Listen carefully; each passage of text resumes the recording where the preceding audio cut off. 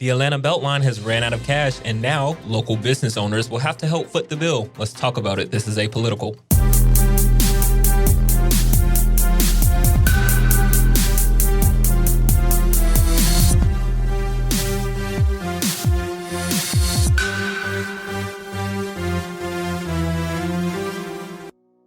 Okay, welcome back to Apolitical. So, last month, the Atlanta City Council passed a new Beltline tax that is supposed to help fund the completion of the Beltline by the year 2030.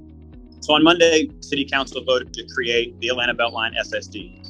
And Monday's vote is going to unlock $100 million over the next 10 years that when we match that with a $100 million contribution from the philanthropic community will allow us to complete the South Side Trail, be able to connect the West Side Trail to the East Side Trail. Monday's vote by council puts us well on our way to realizing the goal of having a completed 22-mile loop by 2030 that'll connect 45 neighborhoods, over a dozen Atlanta public schools, and will continue to bring about the unprecedented economic development that we've seen over the last 15 years. And many people, especially small business owners, are not happy about this new tax. There's already been a tax in place for years to fund the Beltline, and small businesses are still struggling during this pandemic. So plenty of those small business owners are not looking forward to having to pay an additional tax.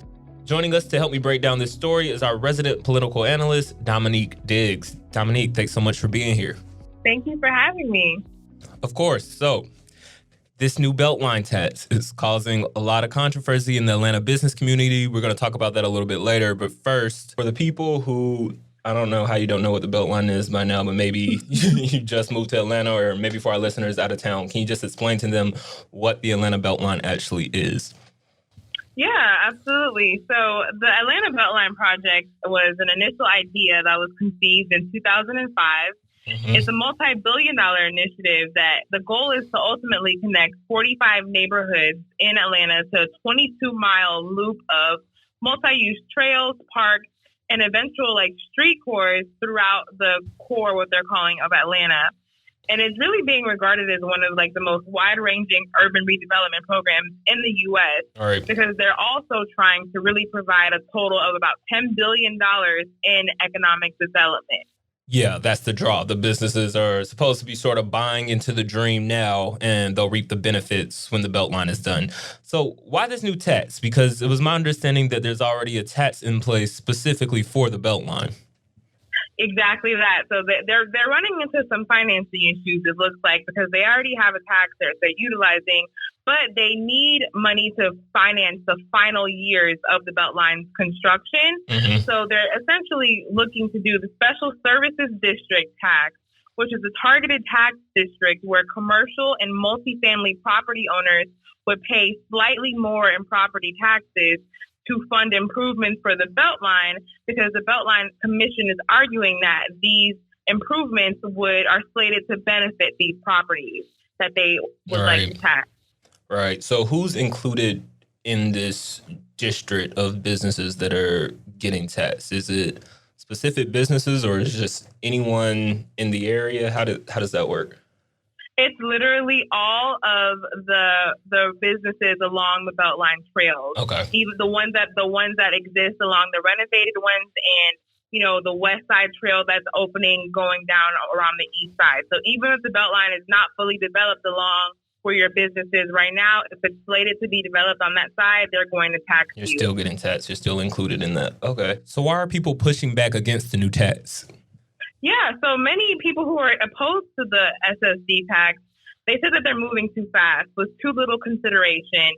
And if instituted, the plans would hit businesses and residential tenants in the midst of, the pandemic, which really battered the economy, according to some of these business owners. Right. Business is already slow, so why is the city hitting me with a new tax? How much more would businesses actually have to pay with this new tax? Do you know? Yep. So the tax that will be collected for these businesses is $2 for every $1,000 of assessed property value. So according to the Atlanta Beltline's website, right now, half of the businesses in the SSD tax district only pay less than about $250 annually. So, for example, if someone's assessed personal or commercial business property value is at $466,000, their SSD tax would be at $934. If you look at an apartment complex that might be valued on the higher end, right, at around like $31 million, their SSD tax would be $62,600. Okay, let's actually talk about these apartment complexes, because that's another concern I've heard, that these apartment owners are just going to push the tax off on their renters and just increase rent to cover the costs. Exactly. And that's why the Atlanta Apartment Association is one of the major critics of this, because they're questioning why rental residences are targeted for the SSD, but homeowners are exempt, even though they legally could be taxed as well. Right. One of the city council members said that homeowners were exempt due to concerns that a tax increase could boost gentrification and displace them. But the Atlanta Apartment Association is asking why the same concerns don't apply to tenants, because, you know, if the landlords choose to pass this cost on to their tenants, the rent increase could, you know, be anywhere between $13 to $17 a month, when previously their rent increases were only around $3.50 to about $6 a month. Yeah, and in the midst of a pandemic, an increase of any kind isn't anything tenants want to hear right now. Absolutely. Yeah. Well, getting back to the Beltline itself, I know I've been a couple of times, and both times I went, it was really crowded. So I'm wondering, are businesses actually seeing an increase in traffic, an increase in revenue from the Beltline? So there are a couple of businesses that are reporting that they've seen a boost in, you know, in engagement from Atlanta citizens, and that's typically the areas around like the Nina and Rafi Pizzeria, Lady Bird, which is like a drinking hall, and the Kevin Rathbun Steakhouse. Those are all places that are saying that they would not really have much of an issue with the tax, because they've been seeing much more foot traffic with people just, you know, wanting to stop and spend hours at their establishments. The James Room is also another establishment that spoke about, you know, not having an issue in paying the property tax. What we're really seeing, though, is on the West End, there are a number of business owners who they attended a January 19th city council meeting, which was the first time that most residents and business owners had heard of the plan. Yeah. And many of them felt ambushed in the introduction, because they felt that there was an added rush that came to pass this into law. So Nicole Hall, who is an administrator for the West End Community Improvement District, said that her board had strong concerns about the financial impact, because right now the West End is they're paying an additional tax on the CID, which is the Community Improvement District. And they have concerns that this tax will hinder their expansion and cut into their revenue. And she's saying that a number of business owners in the West End are hurting due to the COVID-19 pandemic. And, you know, the West Side Trail right now is in deep renovation mode, but those businesses specifically have not really seen a return in terms of the people who are engaging with their businesses. Yeah, I was definitely on the East Side Trail when I went, so I'm sure it doesn't look quite like that on the West. So we know the Beltline has caused and will continue to cause more gentrification, but some of the funds from this new tax is supposed to be going to affordable housing, correct? Yep. You know, due to some of the opponents who have been talking about what the Beltline is going to do to really push for the affordable housing piece, this new funding, the Beltline stating, will also enable $45 million in additional affordable housing funds, $12 million in small business support, and up to $150 million in construction funds that are targeted towards minority-owned contractors. Okay. The Atlanta Beltline has a goal of creating 5,600 units of affordable housing right on the trail. So because this bill passed on March 15th, it is actually slated to appear on property tax bills in fall of 2021. Okay, so property owners can expect to start seeing this tax in the fall. Yep. Gotcha. Well, Dominique, thank you so much for coming on, keeping us informed. I know our listeners appreciate it. And have a good rest of your week. Thank you for having me. I appreciate it. You have a great week too. Bye-bye. All right, so hopefully that gave you some perspective on what's going on with this Beltline tax. Coming up, I'm going to be speaking with Liliana Bakhtiari. She's a candidate running for city council this year in District 5, and she had a lot to say about this new tax, so stay tuned.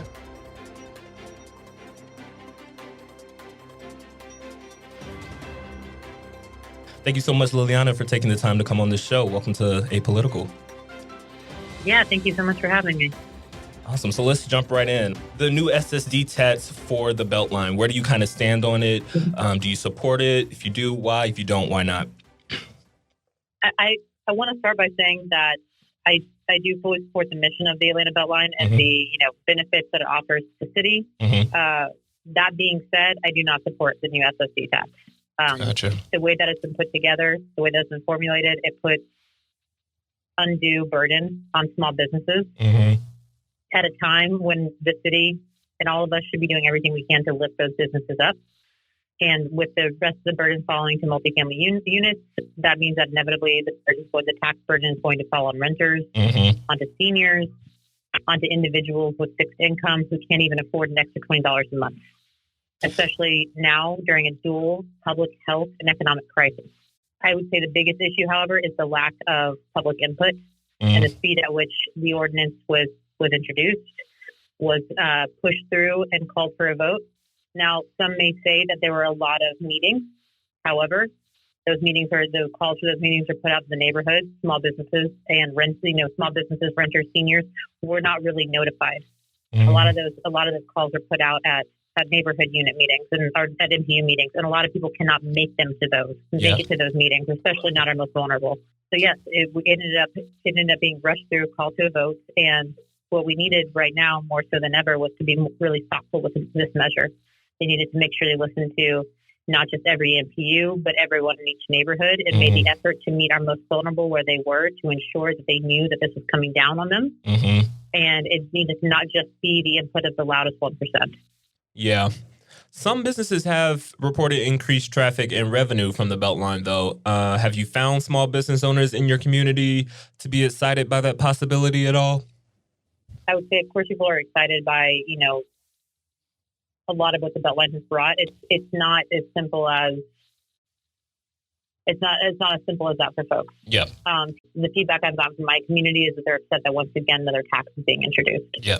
At a time where they feel like they are being bludgeoned left and right. Yeah. It's not even so much that it's about supporting the Beltline. It's not even so much about that. It's the fact that nobody feels like they're getting a break.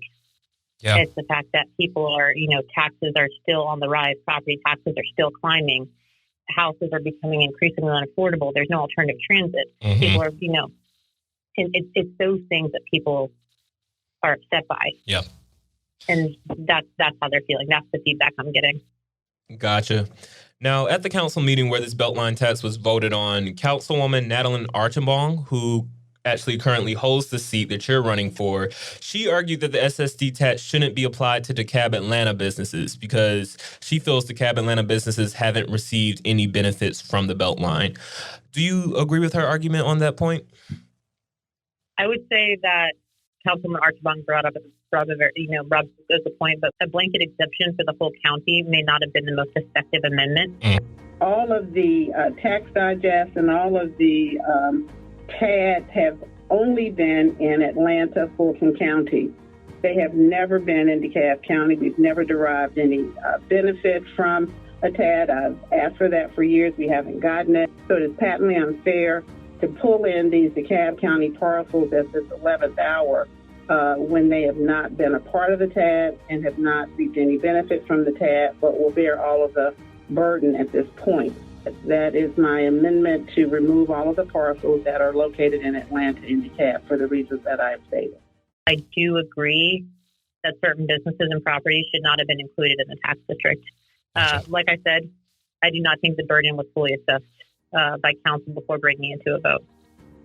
Yeah, it definitely felt rushed. I think this was first introduced in January and it's already passed, so they didn't waste time. But thank you so much, Liliana, for taking a moment to talk to me about this new Beltline tax. I really appreciate it. Before I let you go, is there anything you'd like to say to our audience? Absolutely. What I want to mention to the audience is remain engaged no matter what. Local government politics in general can be very exhausting. We do not live in easy times at all. This last year just broke many of us down in a lot of ways.